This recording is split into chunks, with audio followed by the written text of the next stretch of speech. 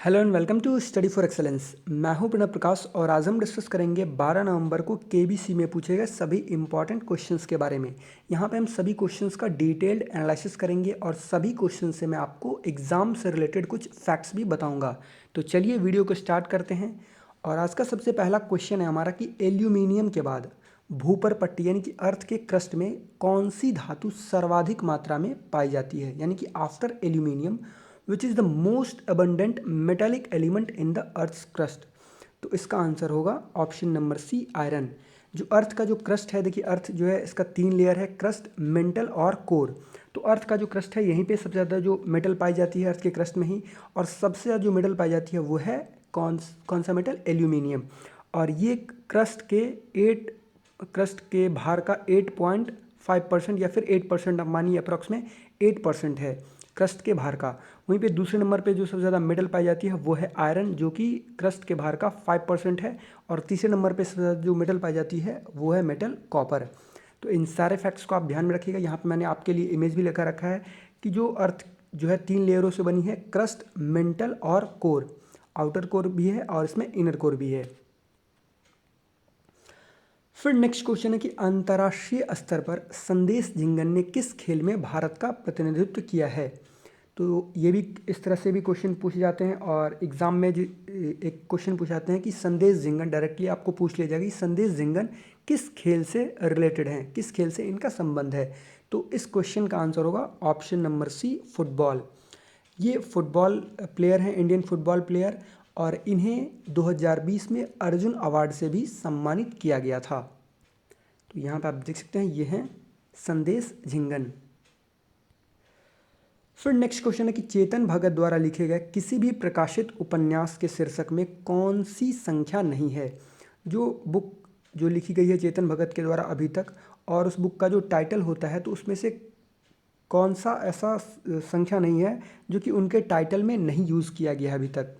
तो 5 भी यूज़ किया गया है, 2020 भी यूज़ किया गया है, हाफ भी यूज़ किया गया है, यानी कि 1/2 भी यूज़ किया गया है, लेकिन 200 यूज़ नहीं किया गया है। तो यहाँ पे हम ये भी देख लेंगे कि चेतन भगत के द्वारा अभी तक कौन कौन सी बुक लिखी गई है। तो 1 अरेंज्ड मर्डर, यानी कि 1 वर्ड भी यूज़ किया गया है, 1 नंबर भी यूज़ किया गया है। India positive, the girl in the room 105 number भी यूज़ किया गया है। 1 Indian girl, making India awesome, half girlfriend जो कि ऑप्शन में था। फिर व्हाट यंग इंडिया वांट्स। तो यहाँ पे जितने सारे चेतन भगत के द्वारा बुक लिखे गए हैं अभी तक, उन सभी के बारे में आप ध्यान में रखिएगा। Revolution 2020, 2 states, the 3 mistakes of my life, 1 night at the rate the call centre, और 5 पॉइंट समवन। फिर नेक्स्ट क्वेश्चन है कि सैयदा अनवरा तैमूर, जिनका 2020 में निधन हो गया, वह किस राज्य की पहली महिला मुख्यमंत्री थी। तो इस क्वेश्चन को मैंने डिस्कस भी कराया हुआ था करंट अफेयर्स वाले सीरीज़ में।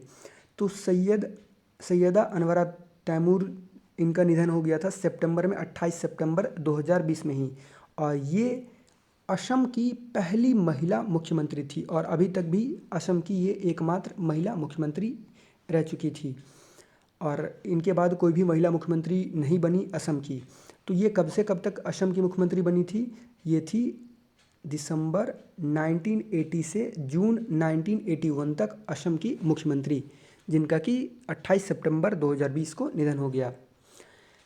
इनमें से कौन सा पदार्थ बिजली और ऊर्जा का कुचालक है, यानी कि कौन सा जो सब्सटेंस है ये इलेक्ट्रिसिटी और एनर्जी का बैड कंडक्टर है, पुअर कंडक्टर है। तो इसका आंसर क्या होगा, बहुत ही आसान सा क्वेश्चन था ये, इसका आंसर होगा वुड। फिर नेक्स्ट क्वेश्चन है कि इनमें से कौन सी पुस्तक कालिदास की रचना नहीं है, यानी कि इनमें से कौन सी पुस्तक जो है ये कालिदास के द्वारा नहीं लिखी गई है। तो रघुवंशम लिखी गई है, कुमार संभवम लिखी गई है, और अभिज्ञान शाकुंतलम लिखी गई है। लेकिन साहित्य लहरी जो है ये किनके द्वारा लिखी गई है, ये बुक लिखी गई है सूरदास जी के द्वारा।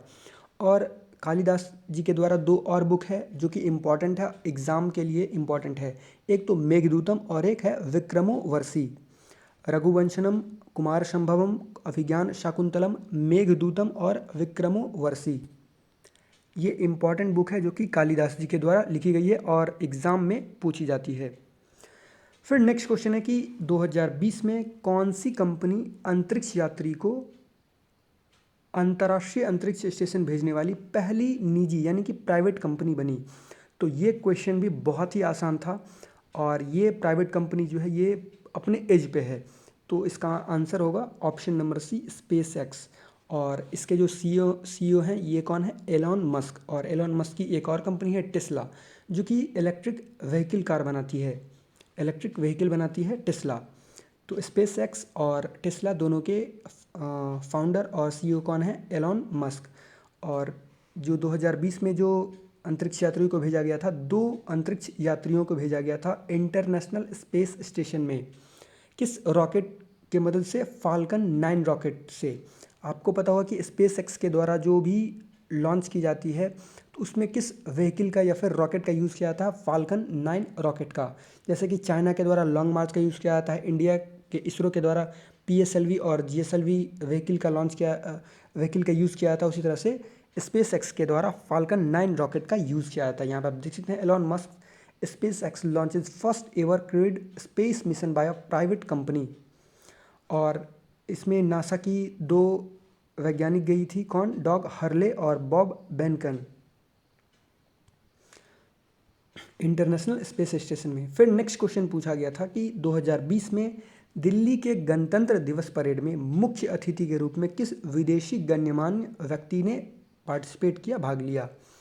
तो 2020 के रिपब्लिक डे परेड में जो है मुख्य अतिथि के रूप में कौन आए हुए थे?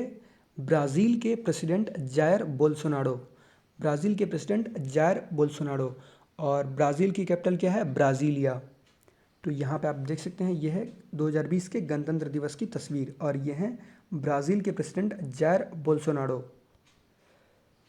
फिर नेक्स्ट क्वेश्चन है कि किस पनडुब्बी का नाम? अब देखिए यहाँ से कुछ क्वेश्चन जो है मैंने पिछले कुछ एपिसोड के भी रखे हैं और ये इम्पॉर्टेंट है इसलिए मैंने रखे हैं।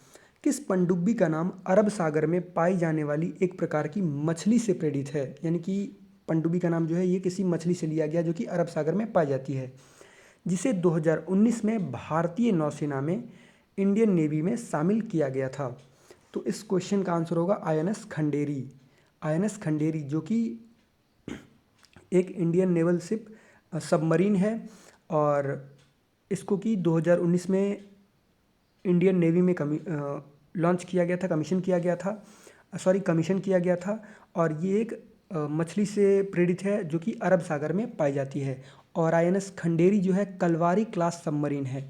कलवारी क्लास सबमरीन कहने का मतलब है कि इस जो सबमरीन है ये इंडियन नेवी के प्रोजेक्ट 75 के तहत बनाया गया है और इसके तहत पहली जो सबमरीन थी वो कौन थी? आईएनएस कलवारी। तो इसीलिए हम इसको कलवारी क्लास सबमरीन भी कह सकते हैं आईएनएस खंडेरी को। और फिर इसमें 6 सबमरीन बनाए जाने थे प्रोजेक्ट 75 के तहत और इसमें एक तो है INS Kalvari, INS Khanderi, INS Karanj, INS Vela और आईएनएस वजीर। और आईएनएस कलवारी जो है ये टाइगर शार्क है और उसके नाम से प्रेरित है और ये इंडियन ओशन में पाई जाती है। तो इन सारे फैक्ट्स को आप ध्यान में रखिएगा। और अभी हाल ही में आईएनएस वजीर, जब मैं ये वीडियो रिकॉर्ड कर रहा हूँ 12 नवंबर को ही आईएनएस वजीर को कमीशन लॉन्च किया गया है। फिर नेक्स्ट क्वेश्चन है कि Indian air force pilot Gunjan Saxena on whom a biopic film has been made, इन पर जो है एक बायोपिक फिल्म बनाई गई थी। Served in which of the following, तो इन्होंने जो है गुंजन सक्सेना जो फिल्म बनी थी तो इसकी भूमिका इनके द्वारा निभाई गई थी। और तो इन्होंने किस वार में सर्व किया था, सेवा दी थी, इनके द्वारा सेवा दी गई थी? तो कारगिल वार 1999 में इनके द्वारा सेवा दी गई थी, जिस पर एक फिल्म भी बनी थी अभी हाल ही में, गुंजन सक्सेना। फिर नेक्स्ट क्वेश्चन है कि जायंट पांडा किस महाद्वीप के मूल निवासी हैं? तो ये एक पिक्चराइज्ड क्वेश्चन था, इमेज वाला क्वेश्चन था, आई थिंक 5 या 6 नवंबर को पूछा गया था। तो ये जायंट पांडा जो है ये एशिया महाद्वीप के मूल निवासी हैं। एशिया महाद्वीप में ये जायंट पांडा पाए जाते हैं। फिर नेक्स्ट और सुपर इम्पॉर्टेंट क्वेश्चन है कि आतिशबाजियों से हरे रंग का प्रकाश उनमें किस रासायनिक तत्व की उपस्थिति के कारण निकलता है? यानी कि which chemical element imparts the green colour observed in firework displays. तो इस क्वेश्चन का आंसर होगा जो भी आप जो आतिशबाजी जो करते हैं, कोई भी पटाखे या फिर फायर क्रैकर्स जो फोड़ते हैं आप, तो उसमें से अगर ग्रीन कलर अगर निकल रहा है उसमें प्रकाश में, तो यानी कि उसमें बेरियम का यूज़ किया गया है। उस आतिशबाजी में बेरियम का यूज़ किया गया है। फिर अगर हम बात करें कि अगर कॉपर का यूज़ किया जाता तो कौन सा कलर निकलता, तो कॉपर के यूज़ किए जाने से ब्लू कलर क्रिएट होता है। सोडियम के यूज़ किए जाने से उसमें येलो कलर क्रिएट होता है, प्रोड्यूस होता है। तो चलिए आज का क्वेश्चन आपसे मैं ये पूछ रहा हूँ कि मैग्नीशियम का किसी भी आतिशबाजी में मैग्नीशियम के यूज़ करने से कौन सा कलर क्रिएट होता है, प्रोड्यूस होता है। तो इस क्वेश्चन का आंसर आप मुझे कमेंट बॉक्स में ज़रूर दीजिएगा। और साथ ही साथ अगर आप इस वीडियो का पीडीएफ लेना चाहते हो आंसर के साथ, तो आप हमारे टेलीग्राम ग्रुप को ज्वाइन कर सकते हैं, जिसका लिंक डिस्क्रिप्शन बॉक्स में दिया हुआ है। धन्यवाद।